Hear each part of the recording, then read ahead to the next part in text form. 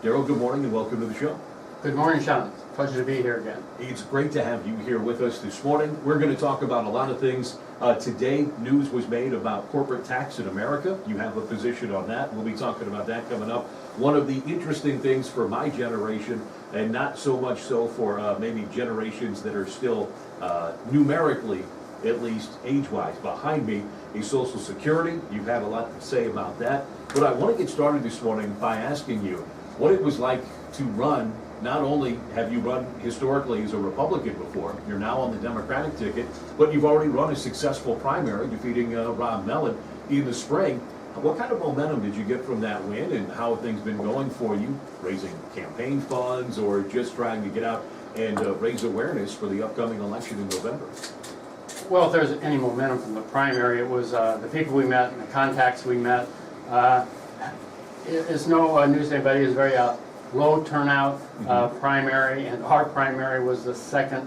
Our district was the second lowest turnout in that primary in the state. But we began going across the district, meeting more and more people, and we built up relationships in that sense. Do you have a strong enough relationship built out of that primary win that you think you can carry on a significant challenge to the incumbent, Aaron Schock, with, let's just be honest about it, quite a bit less funding? The most recent numbers from second quarter say Schock has about $3.2 million at his disposal for his re-election campaign, and you're not close to that number. Well, you're one of those bean counters that go to those websites and look at those dollar columns. Well, there's no pretending about that. I'm a largely self-funded candidate, although there's some wonderful people that have come alongside to help pay for the campaign. I am trying to do a very credible job of holding up this side of the ticket. The 18th district is the only district I get to live in. And so, in one sense, I might almost call what I'm doing a civic service to try to give the people of the 18th district a credible campaign and a credible choice. And the thing that resonates most with people that I talk to is somebody standing up saying, we need to move beyond the gridlock in Washington. And I was at a parade down in Pike County, and parade just standing around talking. I was talking to somebody that was walking along with some Republican candidate, and I gave him my card, and we talked for a while, and all of a sudden he said, well, if you're going to end gridlock, I'll vote for you. And I like the picture I bring. I ran as a Republican once. I'm running as a Democrat now. I want to make progress. I don't have any partisan axe to grind. I want our country to move ahead, even just a little bit. Most of my proposals are pretty modest, but that's what I lay out there, and I get some big smiles and some finallys from people when I introduce myself and say what I want to do. Darrell Miller, my guest this morning on the morning meeting, running for Congress in the 18th District. Before we get into some of the topics, introduce yourself again, because people are busy. They may have liked you and voted for you in the primary, and now they're going to say, oh yeah, I have a vote coming up again on November 4th. So kind of reintroduce yourself. Good idea. I'm a lifetime farmer from McLean County. 60 years old.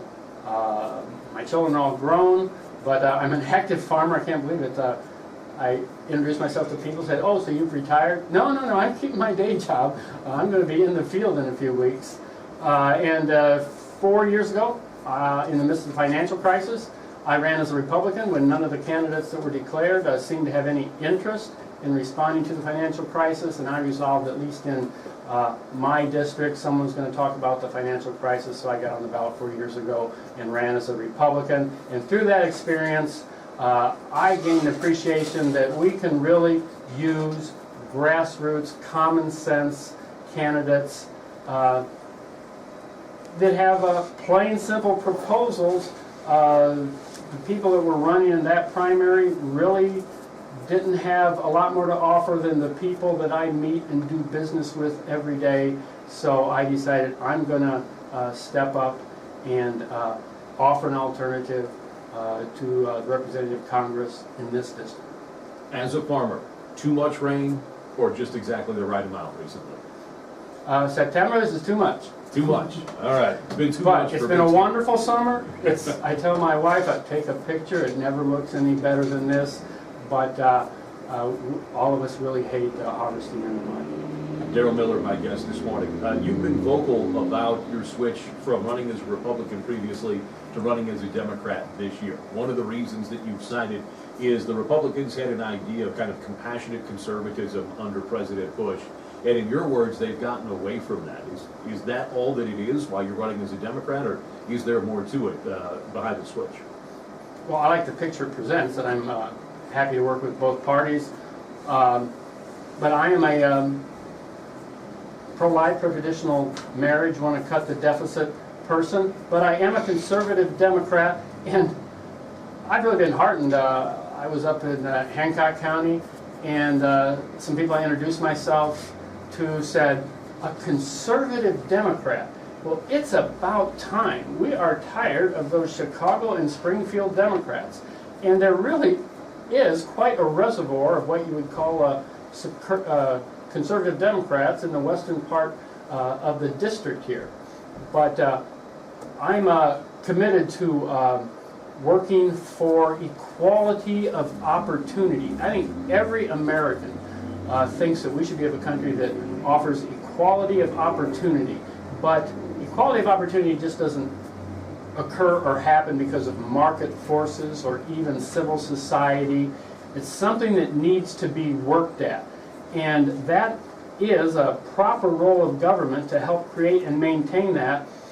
And that has probably been the Democratic Party's greatest gift to our country, that it has long ago been working for equality of opportunity in our country in all kinds of ways. Of course, there's the '64 Civil Rights Act, but all kinds of ways.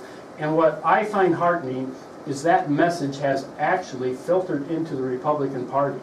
And you have people like Paul Ryan and even Mike Wells and Marco Rubio. They are starting to step forward and talk about we need to create equality of opportunity, and our country may be on the verge of a serious conversation about how we do that. It is a proper role of government, and we need to debate that, how we're going to do that, and we may actually make some progress in this area. Darrell Miller, our guest this morning, running for Congress in the 18th District. That election is coming up on November 4th.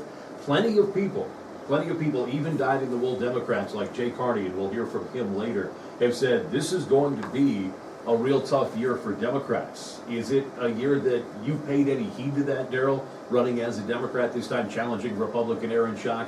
Aaron Schock, whose seat has been described by various political prognostication sites as safe to overly safe here in the 18th District. Well, you do any Google searches on races, and that certainly is the popular opinion, and it's a safe seat. But the people in the district need a campaign. They need a debate. They need a choice. I had one woman who signed my petitions a while back said, you know, I always think it's wrong when there's only one name on the ballot. And I think more and more this is somewhat competitive race, dark horse, especially after what happened in Virginia with a surprise upset in the election there with a very low-funded candidate. And there are people in the district that have very strong feelings about this particular candidate or that particular candidate on the Democratic ballot. And I just ask them, look at my website, see what I have to offer. I call myself a candidate of common ground.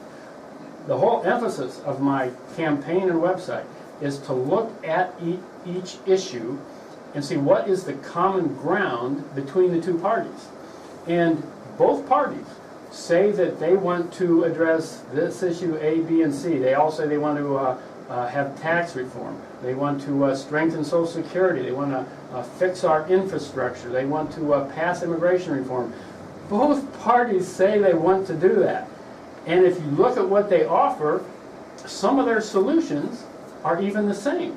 they agree on those. And so my modest proposal is, well, let's at least pass those solutions that we agree on. Even if we're not solving the whole problem, let's at least set the bar low and try to get over that. Perhaps we'll build a base for more bipartisan solutions as we go along if we pass some reforms. Darrell Miller, my guest this morning on the morning meeting. We'll talk about some of those issues. We'll talk about Social Security, the U.S. tax code. There was breaking news on that front, the corporate tax front today, from